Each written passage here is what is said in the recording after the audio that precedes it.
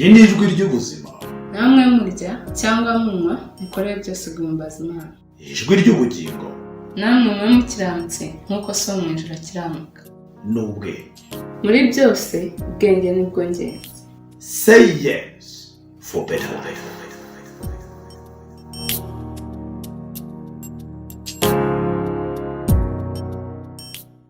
Mu ijuru icyubahiro cy'Imana kandi mu isi amahoro abe mu bishimira. Muri kumwe nanjye ambasaderi w'amahoro ku isi, mentor, life coach, Dr. Francis Abumugisha. Reka dusenga Imana. Data wera uri mu ijuru, shimiye ko wadukunze urukundo rutangaje, aho waturemye ukaturema ku ishusho yawe. Twacumura kuhereza Yesu ngo aducungure, twabura ubwenge ukaduha umwuka wera kugira ngo ajye atuyobora, atwereke inzira. Ubare n'imitima igiye kumvira ijambo uyu mugoroba, aho tugiye gusesengura ubuzima bwacu waduhaye, tukarivuge no ku ijambo ryawe, uko waremye ijuru n'isi ukabyuzuza, uko waremye abantu nyamara bagera ku isi bakakugomera. Umwuka wera tuyobore, aduha inzira nziza, atwumvisha aya magambo, abohora imitima ibabaye nk'uko ikiganiro ari healing, abantu bakire. Ni mu izina rya Yesu tubisabye, amen. Ngiye kubana namwe muri iki kiganiro, dutangira n'igice cy'ubuzima, tukari busoreze ku ijambo ry'Imana nk'uko iteka rihora rituyobora. Uyu munsi mu gice cy'ubuzima turaza kuvuga ku bijyanye n'ubuzima bwawe mu biganza byawe, uburyo ugomba kububumbatira, uburyo bugucitse wazanabibazwa, kuko burya turi ibikoresho, burya turi insengero z'Uwiteka. Turaza kuvuga kandi ku ijambo ry'Imana, aho tuza kureba aho twakomotse, Imana irema ijuru n'isi. Turaza kora ku ijambo ry'Imana rikomeye, uburyo rishobora kurema, uburyo Imana ivuga bikaba yategeka bigakomera, uburyo ijambo ryayo ryaremye ijuru n'isi, uburyo ijambo ryayo ryaremye ibyo tubona byose ku isi. Aho muraza gusobanukirwa kandi muraza kumenya uburyo Imana ikomeye ndetse n'uburyo Imana ari nziza. Nasaba ari kubanga bw'ibyuma gukoramo volume zindi zose kugira ngo mushobore gukurikira neza iki kiganiro. Duhere ku buzima. Iyo tuvuga ngo ubuzima bwawe buri mu biganza byawe, bisobanuye ko burya ushobora kwikiza cyangwa ukiyica. Niyo mpamvu Imana yaguhaye ubwenge ngo ubukoreshe, waba ugiye kurya, waba ugiye kunywa, waba ugiye gukora siporo, waba ugiye kuruhuka, ukoresha ubwenge. Nudakoresha ubwenge Imana yaguhaye, ukabura ubwenge, hari byinshi bizangirika kandi uzabibazwa. Ugomba gukoresha neza ubwenge Imana yaguhaye kugira ngo utazabibazwa. Nongere nsabe bakuremo amavorime yose ari muri zekla. Nudakoresha ubwo bwenge rero, Imana izabikubaza kandi uzarimbuka nta kabuza. Imana izabikubaza kandi uzafatwa nk'uwiyahuye. Duhere ku buzima. Ubuzima bwacu buri mu biganza byacu. Kugira ngo umuntu abeho ni serire, smallest organ. Ni akantu gato katarebwa n'amaso y'umuntu, karebwa na microscope. Nyamara niko zingiro ry'ubuzima bwose. Mu kirere imbere yawe ureba ntacyo ubona, harimo serire nyinshi. Ndagira ngo nkubwire ko arizo zikugize. Niyo mpamvu Imana yamaze kubumba umuntu ikamumukiramo umwuka w'ubugingo akaba muzima. Ariko yavuye mu mukungugu, ni naho tuzasubira. Serire ubwazo zijya zirwara iyo zititaweho, kuko iyo serire ititaweho niho kanseri zitangirira. Iyo tuvuze kanseri ubundi si indwara, ni malformation, ni serire zakuze nabi, zimultiply nabi hanyuma bitera ibibazo. Iyo serire zitagaburiwe neza bishobora gutera indwara nyinshi, kuko niho hari babasirikare b'umubiri wumva, barinda umubiri, bawurinda kurwara, bwa budahangarwa wumva biri muri izo serire. Iyo serire zitagaburiwe neza bitera ibibazo byinshi. Niwaza za globule rouge, globule blanc, izi ni izansoro zera n'izitukura zigize amaraso. Ujye umva ko bamwe barwara kanseri kuko insoro zera zagize ibibazo cyangwa izitukura zagize ibibazo. Kanseri zimaze abantu benshi. Izi serire zihuje zikora tissue cyangwa tissue. Navuga kuri cardiac tissue zigize umutima, zibwiriza zigakora nta kizikoresheje. Navuga kuri muscle tissue z'amaboko n'amaguru n'ahandi, zikora ari uko umuntu azikoresheje, izi nizo bita muscle tissue. Navuga kuri tissue zindi zandi moko nk'izigifu, gistretching bitewe n'ibyo gishyizemo, ibihaha bistretching bitewe n'umwuka ubyinjiyemo. Izi tissue zigiye zigira ikibazo, umuntu akagira ikibazo cy'uko amaboko atakirambuka, amaguru atakirambuka, pararize zaje kuko za tishu zitagaburiwe nyamara zifite ibyo kurya byazigenewe. Ugeze kuri Good Rich Life Care ukinjira muri the house of vitamins industry, uzasangamo food for muscle, food for tissue, food for cells, aho twabazaniye za stem cell cyangwa selile souche zongera zigakora amaselule, zikayagaburira, zigasazura izashaje, zigakora inshya, ubuzima bukongera bukagenda neza. Iyo tissue zihuye zikora organ. Mbere kuri organ ziri kuva kuri uyu murongo w'ibitugu gusubira hejuru, uyu niyo twita shoulder line, umurongo w'ibitugu. Hari ijosi n'umutwe, hazamo ubwonko, hazamo amaso, hazamo amatwi, hazamo umuhogo na za thyroid na parathyroids n'ibindi. Ibi biciye bigize ikibazo bishobora kwangirika, ariko usanga kenshi byahere kuri za selile zibigize, byahere kuri za tissue zibigize. Aho hazaho indwara nyinshi zitandukanye, abarwara umutwe udakira, abamira bakababara, abarwara kanseri yo mu muhogo, kanseri y'ubwonko, abagira ibibazo by'amaso, ingoma z'amatwi, za sinusite, imitsi y'igihanga, ubwonko kwangirika. Ngira ngo mwabonye ko 40.5% by'abantu bari muri Kigali bafite ibibazo by'ubuzima bwo mu mutwe. Ngira ngo mwabonye RBC ko yatangaje ko urubyiruko rasi imyaka 25 ari bo bafite ibibazo byo mu mutwe byinshi biturutse ku makimbirane y'imiryango. Aho usige nawe tugomba gufatanya tugashaka igisubizo. Kiganiro ni Good Rich Healing Program, mutegurwa mukanagizwa na Good Rich Healing Center ku bufatanye bw'ibigo bitandukanye harimo International Association of World Peace Advocate, Good Rich Life Care ndetse n'abandi bafatanye bikorwa n'abaterankunga. Hearing, twagize centre d'écoute nyinshi, hearing zumva abantu, ariko igikurikiraho ni iki? Iyo umaze kumva umuntu ngo ndamuganiriza, ayishura ko waganiriza umuntu ushonje hanyuma inzara igashira, ayishura ko waganiriza umuntu urwaye hanyuma indwara zigakira. Ntabwo kuganiriza bihagije, dukeneye no gukora hearing. Healing izamo n'ibikorwa by'amaboko, healing izamo no kubashakira igishoro, healing izamo no kubafasha kwisobanukirwa, bakamenya abari bo, bagatinyuka, bakigirira icyizere, kandi ntibacike intege. Abahanga bavuga ko iyo watakaje ibyiringiro wakuze cyanditse uwanye n'uwiyahuye, ubundi ibyiringiro ntibigomba gutakara, icyizere cyakagumye, iyo gitakaye byose biba byapfuye. Muri hearing programs tuzamanuka tugere mu turere twose, aho tuzajya tuhashyira za hearing centers. Ni amahema azadushyira ariko twimura, tubane namwe, tuganire namwe, turebe ibibazo mufite, amakimbirane mu miryango ashobora kuvaho ubuzima bwo mu mutwe bw'urubyiruko guhungabana, ushobora kuvaho divorce tubona za buri munsi, ushobora kuvaho kwicana tubona bya buri munsi, ushobora kuvaho abiyahura tubona bya buri munsi. Tuhageze tuzakorana n'inzego zose tuhasanze, kandi tuzakorana namwe. Turacyashaka ubushobozi kandi hamwe n'Imana ni vuba. Hari uturere tuzaheramo, n'ibikorwa tuzakorana na Mije Prof nka International Association of World Peace Advocate. Twamaze kugirana amasezerano cya MOU z'imikoranire, ariko turashaka gukwirakwira mu gihugu hose. Tuganire nawe kandi nyuma tugufashe hearing, gukiza ibyo bikomere. Bitari amagambo gusa, bitari amasengesho gusa, niyo mpamvu twigisha iby'ubwenge, iby'ubuzima ndetse n'iby'umwuka. Ibi ntabwo tubivuga gusa, ahubwo hari icyo dushingiraho kandi cyitwa ijambo ry'Imana. Kubera iki twigisha iby'ubuzima n'uyu munsi ari byo duhereyeho? Nuko ijambo ry'Imana rivuga ngo kandi namwe murya cyangwa munywa mukorere byose guhimbaza Imana. Bisobanuye ko hari abantu banywa badahimbaza Imana.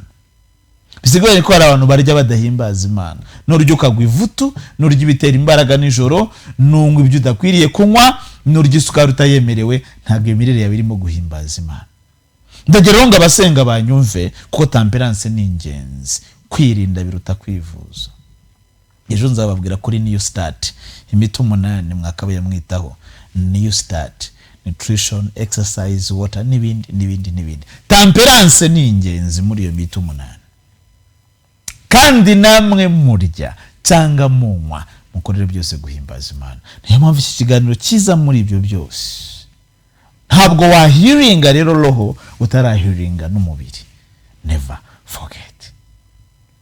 tukajya mu by'ubwenge, tukabigisha amasomo y'ubwenge n'ibiganiro bitandukanye, kuko ijambo ry'Imana mu biganiro rivuga ngo kandi ubwenge muri byose nibwo ngenzi. Nuko rero ibyo byose ubishakisha ubwenge, ubukuze nabwo buzagukuza, ubukuze nabwo buzaguha icyubahiro. Niba ibyo utunze utabishakisha ubwenge, ejo bizayoyoka bigenda. The last one ni iby'umwuka, kuko ijambo ry'Imana rivuga ngo kandi namwe mwe mukiranutse nk'uko so mu ijuru akiranuka. Hari uzakubeshya ko gukiranuka bidashoboka uri ku isi, ariko birashoboka, ndabiguhamiriza. Ndi umugabo wo kubihamya. Pawulo agitsindishirizwa, akimara gutsindishirizwa na Yesu, yaravuze ngo urinde uwo ndenganya nkajya kugukorera. Icyo gihe nta nubwo yitwaga Pawulo, yitwaga Sawuli, hanyuma arahinduka yitwa Pawulo. Urinde uwo ndenganya nkajya kugukorera. Ako kanya nubwo yari atsindishirijwe kubwo kwizera kwe, ariko ntabwo yahise ahinduka, ahubwo yatangiye yifuza gukora ibyiza, ariko ibi bikamutanga imbere. Yatangiye avuga ati niki cyangize uyu mubiri untera urupfu, ku mutima wa kamere uzana ubugingo, uzana urupfu, ariko umutima wo kuzana ubugingo n'amahoro. Uriya umutima w'umwuka yari atarawushyikira. Pawulo yagize ati navukiye mu byaha, nimwo mama yambyariye, nakora ibyiza nte. Ariko atangiye kwezwa, agenda ahinduka, yagize ahahamya ashize amanga. Pawulo avuga ati kuko umaze kumera nk'ibisukwa ku gicaniro, hatambwaga igitambo, itungo ridafite inenge. Arivuga ati narwanye intambara nziza, narinze ibyo kwizerwa, ahasigaye mbikiwe ikamba ry'ubugingo. Haleluya! Aha nawe wahagera, iryo nzahabwa, nyamara sijye gusa, ninjye n'abandi. Aha na Habakuki yarahageze, aravuga ati naho imitini itatoha, inzabibu ntizera imbuto, nta kabuza ko nzishimira Uwiteka Imana yanjye, naho mba nakunguka, I say God. Aha Yesaya yarahageze ku munsi wa 40 ashaka Imana, aravuga ati noneho Mana, ndashima ko nkubonye kandi unyambuye igisuzuguriro, unyambitse umwambaro mwiza. Aha mu Kristo yarahageze, aravuga ati iteka nagendaga ndemerewe n'ibyaha, ntihagire ikibasha kumara ububabaro, kugeza ubwo nageze ahantu heza cyane ntazibagirwa ukundi. Ndashima umusaraba, ndashima yamva nziza, ariko cyane cyane ndashima uwambambiwe. Haleluya! Saba gusa, hari n'abandi bahageze. Yobu ubwo yahageraga yaravuze ati Mana, ibyo nabyumvishaga amatwi, ariko ubu noneho amaso yanjye arakureba. Ati kandi uruhu rwanjye nirumara kubora, nzongera ndebe Imana mfite umubiri. Aba ni abatanga buhamya. Wowe ubuhamya bwawe burihe pastor, bishop, apotre? Ubuhamya bwawe burihe? Ubuhamya bwawe burihe? Turabukeneye, tukwigireho, tukurebereho, udufashe guhindura, twubaka u Rwanda twifuza, twubaka Afurika twifuza. The Rwanda we want, the Africa we want. We need the mentors, we need the coaches. Abagabo bahagarara bakaba nka Eliya. Yabona ibi bitangiye muri za social media, abantu barwana, abantu batukana, abahanzi barwana, abanyamakuru barwana, abasitari bacyocorana, agahagara ku maguru abiri akavuga tumva, ngiye guhamagara Imana kandi isubirisha umuriro. Ngiye guhamagara Imana kandi isubirisha umuriro. Hakenewe ingando. Abakabaye aba mentors b'urubyiruko nibo bari kurwangiza through social media. Social media influencers. Social media zagakoreshejwe zamamaza Imana, zamamaza indangagaciro z'Abanyarwanda, zivuga Imana, ziriho byacitse rwaserera, ndakugira ishyamba, ndakwica, ndagufunga, come on. Runaka yagambanira, runaka igitaramo kitaba, runaka sinzi ko ubukwe buzaba, runaka akoze ubukwe ariko ntibirumare kabiri, runaka bakozi b'Imana muri he. Hakenewe igitanga, hakenewe ingando. Imana igomba guhagarara, guhaguruka, biramukarebera. Are you sure? Uri sure ko ari Imana yakohereje? urabizi neza ufite ubuhamya ko Imana yaguhamagaye, yaragutumye cyangwa waritumye? Wongere wibaza aya magambo. Niba ari Imana yagutumye rero, so uri gukora iki? What are you doing? Ko ibintu biba ukarebera, ko abantu baryana ukarebera, tinda zidateganyijwe ziyongera ukareba gusa, abasitari barasubiranamo ukareba gusa, baratukana ukareba gusa, ama ekipa ajya gukina akabanza kurogana no gushyiramo amafeyi ukareba gusa. Haguruka tugaragaze ko Imana yakohereje, ko yagutumye. Ture niba udasenga bar ngo hangu hari inzego za leta zibishinzwe ngo z'umutekano ngo nizibanze. What about you? Izo ni iza leta, hari n'inzego z'ijuru.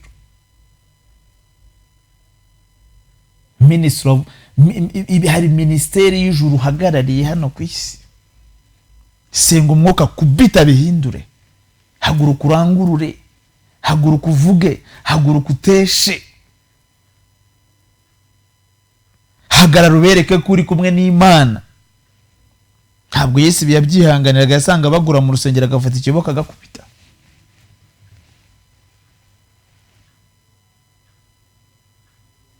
Haguruka, iki nicyo gihe. Iyo rero za organe zihuye, navugaga zo hejuru ku mutwe, ariko si zo zonyine, hari n'izindi ziri hasi y'uyu murongo w'ibitugu, shoulder line na diaphragm line. Harimo igituza, imbavu, amabere, umutima, nabyo bijya birwara indwara z'umutima, indwara z'ubuhumekero, ibihaha byagize ibibazo n'ibindi. Hasi y'uyu murongo na waistline haza ibindi bice by'inyama zo mu nda yo hejuru, inda yo hasi, hazamo impindura, amara, impyiko, umwijima, igifu n'ibindi.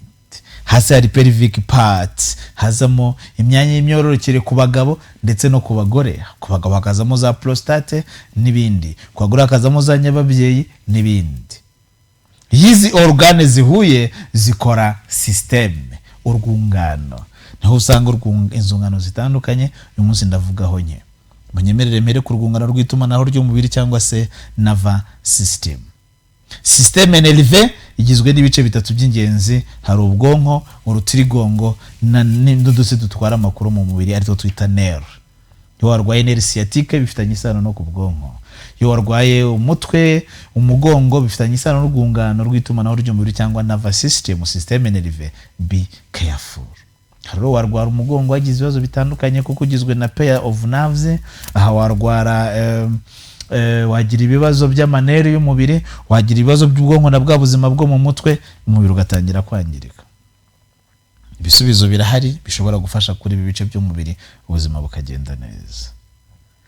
Tuvuga abantu bagira za stroke, uko bagira paralyze, umugongo utagikora neza, uko bagira za nerves zidakora neza. Ariko ibi byose bishobora kwirindwa ukagira ubuzima bwiza. Naje kubabwira ibijyanye n'ubuzima bwanyu, umenye ko buri mu biganza byanyu, nimwe mwakabwitayeho kugira ngo bumere neza. Ntiwaburinda utarabumenya, ni byiza ko ubusobanukirwa ukamenya n'ibyo urinda. Kamvuga urwungano rw'ubuhumekero rugizwe n'amazuru, umuhogo, ibihaha, rushinzwe kwinjiza umwuka mwiza kandi hagasohoka mubi. Respiration, hinjira umwuka mwiza hasohoka mubi. Umwiza uturuka he? Muri bya biti. Ni byiza guturana hazungurutswe n'ibiti byinshi. Abatuye mu miji hatari ibiti bibazanira umwuka mwiza mufite ibibazo. Abafite amajaride ariko yuzuyemo indabo mufite ibibazo. Zira ndabo zibumbura, zikaraba igihe kikagera zikuma, zikenera oxygene nk'iy'abantu bakenera. Zira ntacyo zakumarira ahubwo zakwica. Izo ntabwo ziturana n'abantu, zijya kumva gusa aho abantu bapfuye. Nujya gusura umubyeyi wabyaye uzitwaye ntabwo uzazinjirana kuko zakwica uruhinja. Ukizishyira mu cyumba zimaramo oxygene yose iri mu mwuka mwiza, bazisiga ku muryango. Nta uzitegura mu nzu, uteguramo artificial gusa ziriya zinkorana. Ariko izi original no. Mu rugo izo zirabya no. Tera ibiti ariko bitarabya indabo. Turi mu buhumekero. Reka tuvuge kuri kubanywa itabi, ku bakoresha ibiyobyabwenge. Hari ukuntu byangiza mu bihaha. kubajya babaho badakora siporo ibintu bishobora kuba byinshi bikazunguruka ku mutima ukaba wagira ikibazo ukagira fail, kandi umutima ni muto wenda kungana n'igipfunsi cyawe uruta cyangwa ukarutwaho gato n'igipfunsi cyawe cy'ibumoso, ntabwo ari munini cyane nk'umutwe nk'amataye nk'ikibuno, ya ni muto y'umutima, ni wo kwirinda. Umutima ujya urwara rero ugatera nabi kandi ariyo moteri. Kaduvuge kuri cardiovascular system, urwungano nyamaraso rugizwe n'umutima, imitsi itwara amaraso ndetse n'amaraso. Composition z'amaraso hazamo byinshi, amaglobule rouge, amaglobule blanc, hazamo amazi, hazamo ibinure, so ayo ni amaraso. Tuyafate nka essence, nka fuel, nka mazutu. Hakaza imitsi itwara amaraso, arteries and veins, imijyana n'imigarura. Tuyifate nk'amatiyo atwara essence, hakaza umutima tuwufate nka moteur. Kimwe muri byo kidakoze n'ikinyabiziga ntikigenda, n'ubuzima burahagarara. Umuvuduko w'amaraso urujya uzamuka cyangwa ukamanuka, amaraso ajya afatana akavura, imitsi igifungana cyangwa igaturika, byose ni uburwayi. Byose ni uburwayi.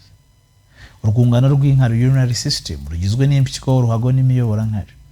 Iyo ukora akazi ko kwicara igihe kirekire ukeneye siporo 3 mu cyumweru, ukeneye amazi litiro 2 za buri munsi, otherwise impyiko ziraza kugira ibibazo. Ushobora kunywa amazi menshi akangiza amara n'impyiko, ubundi unywa amazi ajyanye n'ibiro ufite n'uburebure bwawe. Ibyo byose iyo tugupimye, tumaze gukora physical assessment, tumenya ibyo umubiri wawe ukeneye. Reka tuvuge kuri digestive system, uruganda rw'umubiri, urwungano ngogozi, rugizwe n'igifu, amara mato n'amara manini, umwijima, umuhogo n'amenyo. Kirazira kurya ibi byo kurya ngo igifu nigitangira kubisya unywa amazi, ariko bitama bisimbukane bidaseye kuko igifu ni umufuka ukandure kura. Witonde, be careful, witonde cyane. Kizaza kurya ibyo kurya bitera imbaraga ugiye kuryama, digestion yabyo iraza gutuma umubiri urarukora, ntabwo uri buruhuke, birakugiraho ingaruka. Ni byinshi twavuga ku mirire, ni byinshi twavuga ku minywere, ariko ni karibu muri Good Rich Life Care, aho muzasanga services zafasha gukangura ibice by'umubiri bisinziriye, gusohora imyanda n'ibinure bidakenewe mu mubiri, ndetse no kongera nutrients, vitamins byari bikenewe. Sinabura kuvuga ku rwungano rw'imyororokere, reproductive system, ku bagore, babyeyi, imiyoborantanga ndetse n'igitsina n'udufuka tw'amagi. Bajya barwara ibibyimba, trompe zigafungana, akabura urubyaro, akabura ubushake, akarwara cancer n'ibindi. Ku bagabo still, udufuka tw'intanga, imiyoborantanga, igitsina, prostate zijya zibyimba kubikinishije cyangwa abakuze mu myaka, bigatera ibibazo birimo no gucika intege zo kubaka urugo. Ibyo ni ibibazo byinshi. Sinabura kuvuga kuri musculoskeletal system, urwungano rw'imikaya, amagufwa n'ingingo, rutuma habaho muvoma. Iyo rudakora neza, imyinyo yashize mu magufwa, kugenda biranga, guhinura biranga, urasutama bigakocoka mu mavi, umugongo amakarakaza, mu ngingo hose bikanga, hari amagufwa hose bikanga, uba ukeneye kongeramo ibyaburaga. Umunsi twavugaga ku buzima bwawe mu biganza byawe, aho twibanze kuri iki gice kijyanye no gusobanukirwa ibice by'umubiri, ariko reka mbabwire ko ukeneye ibintu 3 kugira ngo umubiri ube mutaraga. Icya mbere, guha umubiri ibyo wari ukeneye. Kugira ngo umenye ko bibura ni scanner, ni physical assessment. Wasanga hari vitamine zibura, ugafata supplements, ugafata phytomedicine, ugafata ibyo kurya bibyongeramo. Ariko wowe urya arinde wabikwandikiye. Urya ubwiwe n'iki kari byo waburaga. Ngo muteke ibyo mubonye, ngo mwiyeranje, inzoka yagiye ntikunda igitoki ikunda ibirayi, wowe ugaburira inzoka. Mbere yo kurya no kubanza ukamenya ibyo waburaga, niho rero uza muri mu bigo bitandukanye ushobora gupimika kumenyera icyo waburaga mu mubiri. Izo service no muri Good Rich Life Care wazisanga, turaza kubaha contact zabo tubereke na advert z'uburyo bakora.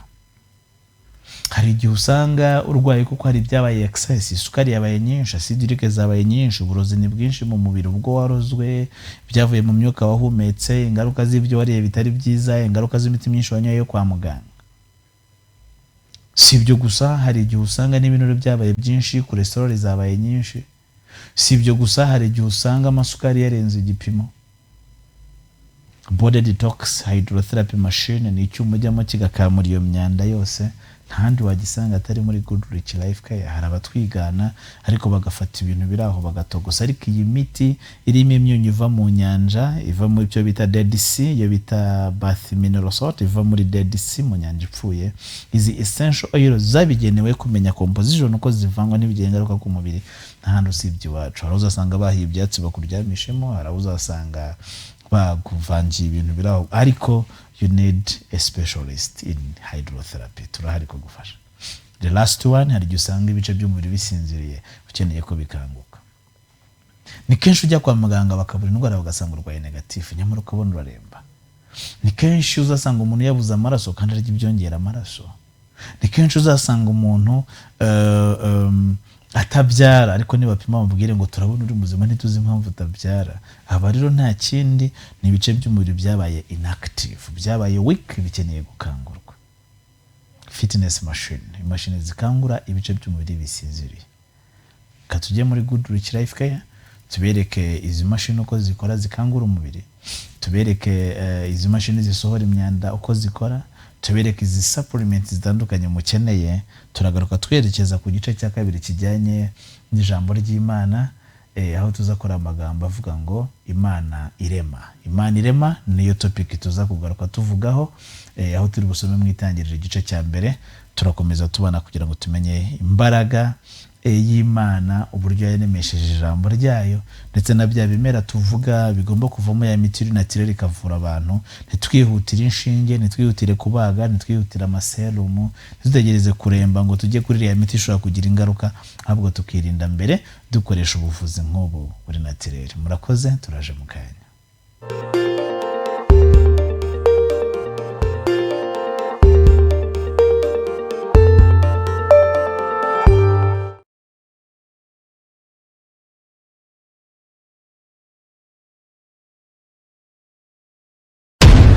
Ubuzima bufite agaciro karuta ka zahabu. Byakumara iki gutunga magana ukabura amagara mazima? Ikaze muri Good Rich Life Care. Turasuzuma physical assessment, tukanavura indwara zitandukanye dukoresheje imashini zikangura ibice by'umubiri byasinziriye, fitness machines, imashini zisohora imyanda zigatwika ibinure na cholesterol bidakenewe, hydrotherapy operation machine, reflexology na massage bikangura imyakura bigafasha imitsi, amagufa n'ingingo, ndetse n'imirire myiza, food supplements and human health foods ku bana ndetse n'abakuru. Tubafitiye kandi aerobics, sauna, aromatherapy ndetse na relaxation massage. Duherereye mu mujyi wa Kigali rwagati muri Mateus House etage ya 3 inyuma yo kwa Makuza. Ku bindi bisobanuro mwaduhamagara kuri 0788 30 27 73 cyangwa 0788 30 77 94 na 0788 30 04 56.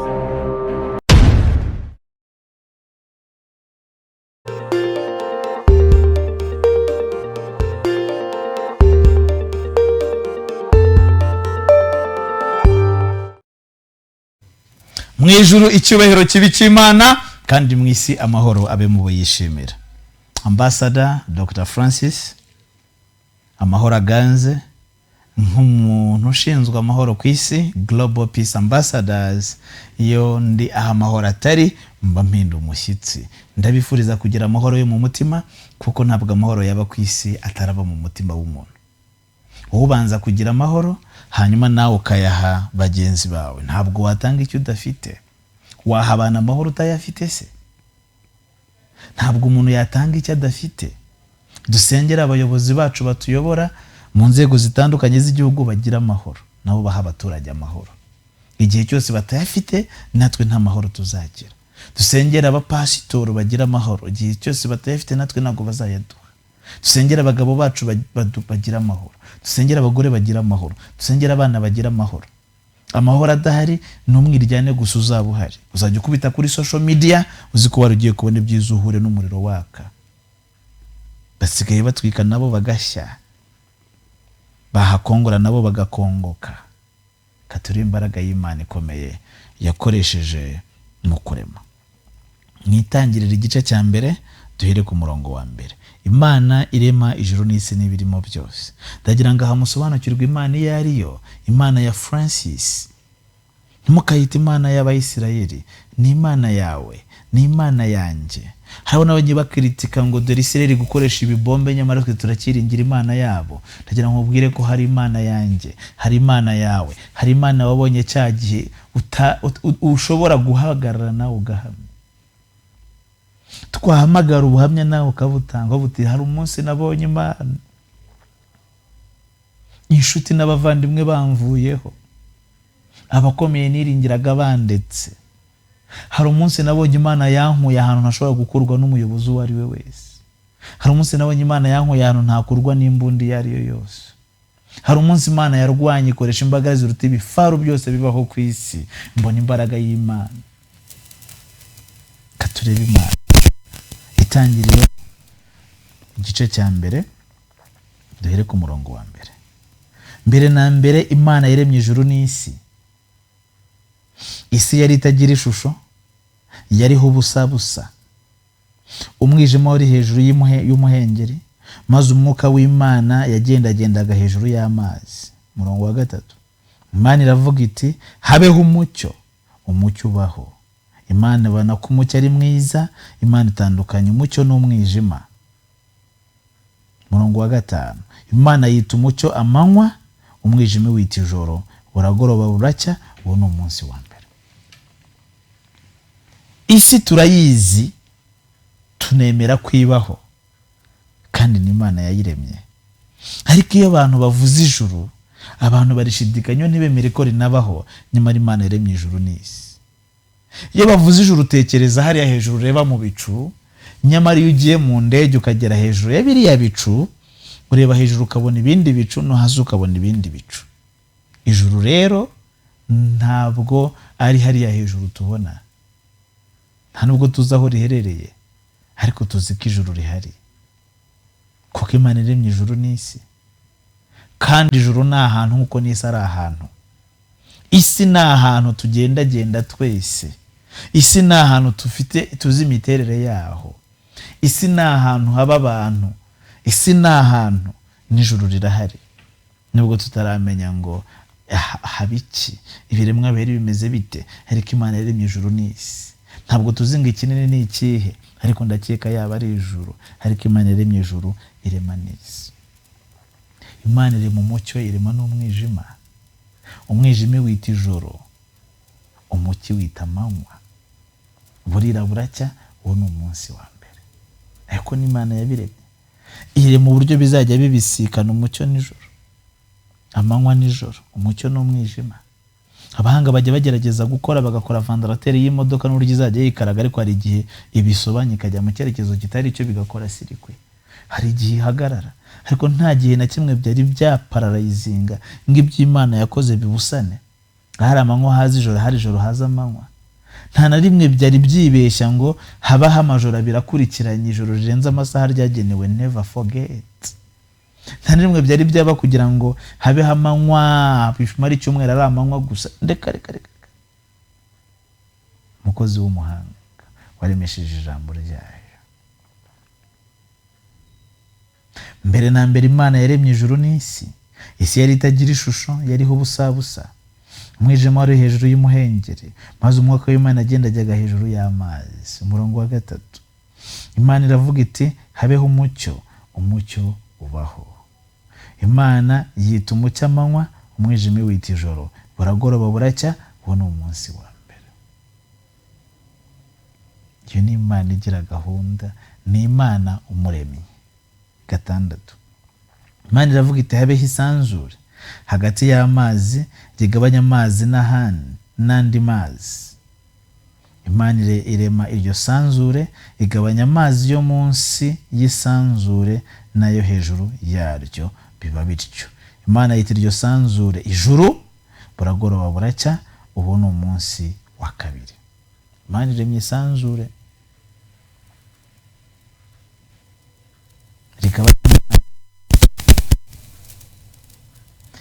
irema isanzure, igabanya amazi munsi y'isanzure nayo hejuru yaryo. Ngo ijuru y'isanzure naho hari amazi, hasi y'isanzure hari amazi. Imana iravuga iti habeho isanzure. Isanzure rekana igite nk'ikirere hagati y'amazi, kandi isanzure ribe hagati y'amazi, rigabanya amazi n'andi mazi. Iki kirere tubona, iri sanzure rigabanya amazi n'andi mazi. Imana irema iryo sanzure, rigabanya amazi yo munsi y'isanzure nayo hejuru yaryo biba bityo. Hasi hari amazi, hejuru hari andi. Buragoroba buracya, uwo ni umunsi wa kabiri. 9. Munsi y'ijuru ateranire hamwe, ahumutse naho haboneke, biba bityo. Nuko ubutaka bwabonetse, amazi araterana, habaho imigezi, habaho ibiyaga, kamazi. Imana iravuga iti, ijambo ryayo ubwayo hindura byose. Imana iravuga iti, amazi ateranire hamwe, ubutaka buboneka. Murongo wa 10. Imana yitaho mu butaka, iteraniro ry'amazi iryita inyanja. Imana ibona ko ari byiza. Imana iravuga iti, ubutaka bumeze n'ibimera n'ibigeri ubutaka zirimo utubuto twabyo, igiti cyose cyera imbuto zikwiriye ubwoko bwacyo, biba bityo. Ntabwo Imana yahinze, yiravuga bikaba, yategeka bigakomera. Mujye muyiringira. Let me tell you this. Imana iravuga bikaba, yategeka bigakomera. Iyo ugiye gusenga ukayikoreza imitwaro yawe, kuki nawe uyisigarana? Mana ndashaka urubyaro nararubuze, then ugasigara uhangayitse wirgurira kaye warabikoreje Imana. Mana ndakennye ndashaka amafaranga, then ugasigara urira. Come on. Utaniye n'uwo bahari ufite agasigara yikoreye na ya mizigo ku bitugu. Ibi bintu wabituye Imana, ufite kwizera guke kuki ubitahana? Indwara zawe wazikoreje Imana, izire ko bikoreje kutubyikoreza Imana, nawe ugasigara ubyikoreye, wakabaye ubireka completely. Kuko ifite imbaraga, iravuga bikaba, yategeka bigakomera. Yavugaga ikintu kikaba, kavuga hamera ibiti byera imbuto, kandi buri giti cyera imbuto zigikwiriye. Ipera rye kwera avoka, ngavoka yera ipera. Hibonye urubuto rweze ku giti, usanga ko urwo rubuto rukwiriye icyo giti. 13. Buragoroba buracya, uwo ni umunsi wa 3. 14. Imana iravuga iti, mu isanzure ry'ijuru habeho ibiva bitandukanye amanywa n'ijoro, bibereho kuba ibimenyetso no kwerekana ibihe n'iminsi n'imyaka. Bibereho kuvira mu isanzure ry'ijuru kugira ngo bivire isi, biba bityo. Imana irema ibiva bibiri binini, ikiva cyo gutegeka amanywa aricyo cyitwa izuba, n'igito cyo gutegeka ijoro aricyo cyitwa ukwezi. Irema n'inyenyeri. 17. Imana ibishyira mu isanzure ry'ijuru kugira ngo bivire isi, kandi bitegeka amanywa n'ijoro, bitandukanye umucyo n'umwijima. Imana ibona ko ari byiza. Buragoroba buracya, uwo ni umunsi wa 4. Iyo tuvuze izuba, ni ikiva kinini. Iyo tuvuze inyenyeri, nubwo ubona utwisho twayo tunyenyereza, ariko ni ikiva kinini kiruta isi ubunini. Inyenyeri imwe ihanutse yatwikira isi. Bigaragara rero, aho biri hejuru iyo ni hanini kurenza yasi bimurikira. Imana iravuga iti, amazi yuzuremo ibyigenza byinshi cyane bifite ubugingo, kandi inyoni n'ibisiga biguruke mu kirere cy'ijuru. Imana irema ibifi binini byo mu nyanja n'ibintu byose byigenza bifite ubugingo, amazi yuzuramo nk'uko amoko yabyo ari. Irema n'inyoni n'ibisiga byose nk'uko amoko yabyo ari. Imana ibona ko ari byiza. Imana ibiha umugisha iti, mwororeke mugwire mwuzura amazi yo mu nyanja, inyoni n'ibisiga byororeke mu isi. Buragoroba buracya, uwo ni umunsi wa 5. Nta kizanye. ubu ndacyareba abantu bavuga ngo umuntu yakomotse ku nguge. Inguge yo yaturutse he? Turareba ukuntu ijambo ry'Imana ryaremye ko ibintu byakurikiranye. Imana n'umugozi w'umuhanga itananirwa utwo tubazo twawe. Utwo tuntu twawe turi toto ukurikije iby'Imana yakoze n'ibyo yaremye. Imana iri mu mwana mu nda yawe, ahumeka umwana uri mu nda ya nyina. Abaho ate? Nyina yaryaga akanjakanje ariko ngo bikajya kugaburira n'umwana. Ninde muzungu wakora ibyo? Ninde mushakashatsi? Ninde mutekinisiye? Ninde muhanga wakora ibyo? Iyo ni Imana. Kazarinda umubyara agasohoka akajyanza, kazavamo umuntu nkanjye, kazavamo umuntu nkawe. Iyo ni Imana. Imana iravuga iti ise izana ibifite ubugingo, amatungo n'ibikururuka nk'uko amoko yabyo ari, n'inyamaswa zo mu isi nk'uko amoko yazo ari. Biba bityo. Imana irema inyamaswa zo mu isi nk'uko amoko yazo ari, n'amatungo nk'uko amoko yayo ari, n'ibintu byose bikururuka hasi nk'uko amoko yabyo ari. Imana ibona ko ari byiza. 26. Imana iravuga iti tureme umuntu agira ishusho yacu ase natwe, atware ya mafi yo mu nyanja n'inyoni n'ibisiga byo mu kirere n'amatungo y'isi yose n'ikiguruka cyose. Bya bindi bintu byose Imana yabiremesheje ijambo ryayo. Igeze ku muntu ntabwo yavuze ngo habeho umuntu, no, yaravuze ngo noneho tureme. Ijuru n'isi ntabwo byaremwe, forget. Intare ntabwo yaremwe, oya. Inzovu ariyo nini ntabwo yaremwe. Inyenyeri, izuba, ukwezi ntabwo byaremwe. Imana yarategetse biraba. Igeze kuri Francis iravuga iti aha noneho tureme. Ndashaka ahantu ujye uhumve neza, hanyuma umenye agaciro ufite ku Mana. Igihe cyose utari wisobanukirwa, cyose utaramenya ko waremwe ku ishusho y'Imana, cyose utaramenya ko wowe ukomeye kurenza izuba n'ukwezi n'isi n'ijuru. Isi yabayeho kubw'ijambo ry'Imana. Ijuru ntabwo Imana yari riremye, ryabayeho kubw'ijambo ryayo.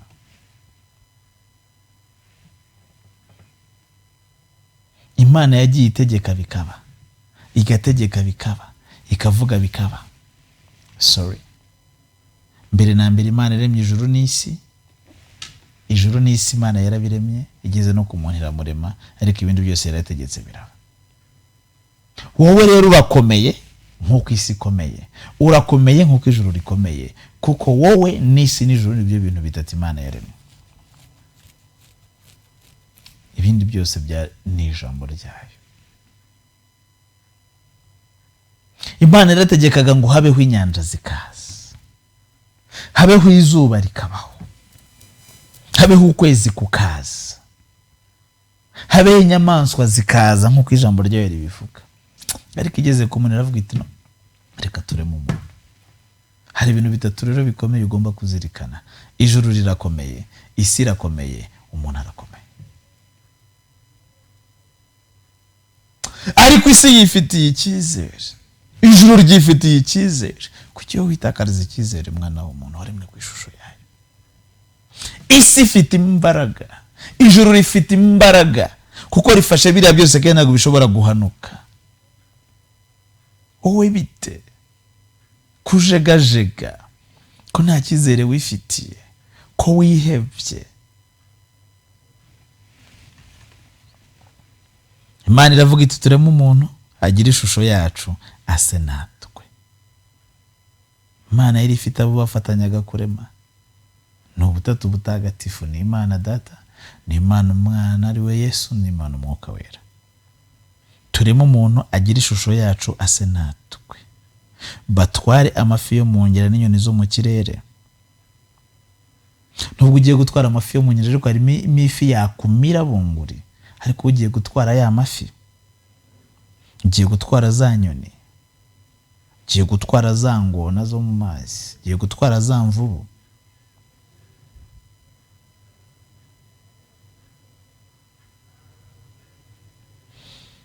Atware ibyo mu kirere n'amatungo y'isi yose n'igikururuka hasi cyose. Uyobora intare utayirusha imbaraga, uyobora ingwe, uyobora inzovu, uyobora imbogo. Imana irema umuntu ngagira ishusho yayo. Afite ishusho y'Imana niko yamuremye. Umugabo n'umugore niko yabaremye.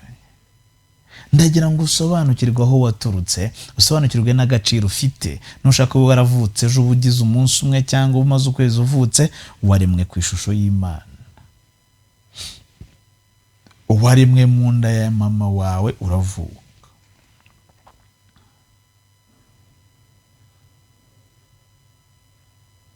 Imana ibaha umugisha, irababwira iti mwororoke mugwire mwuzure isi, mwimenyereze iby'imirimo, mutwara amafi yo mu nyanja n'inyoni n'ibisiga byo mu kirere n'ibintu byose bifite ubugingo byigenza ku isi. 29.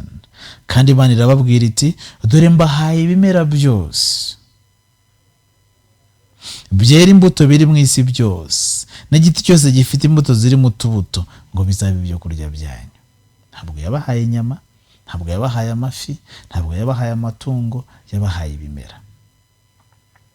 Yabaremye ari aba vegetarians, bagomba kurya ibimera. Ninde wabahaye inyama? Ninde wabahaye izo nkoko? Ninde wabahaye ibyo? Biboneka ari uko habanje kubaho urupfu. Ibyo biboneka ari uko banje kwica rya tungo. 30.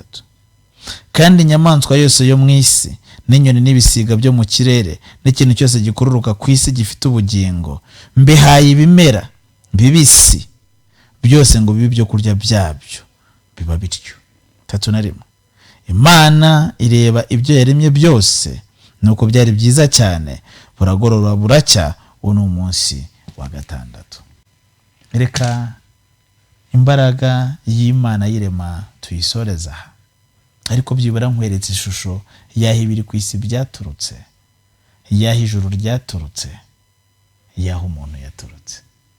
Ibyaremwe ni bitatu: ni ijuru, ni isi, ni wowe nanjye. Ibindi byose byabayeho kubw'ijambo ryayo. Iyavuze ngo habeho inyenyeri zikaza, ikavuga ngo habeho izuba rikaza, yavuze ngo habeho ubutaka bukabaho amazi agateranira hamwe, yavuze ngo habeho ibikoko bikabaho. Uyu munsi ivuze ngo indwara zikurimo zikire, byaba. Uyu munsi ivuze ngo amafaranga wabuze aboneke, byaba.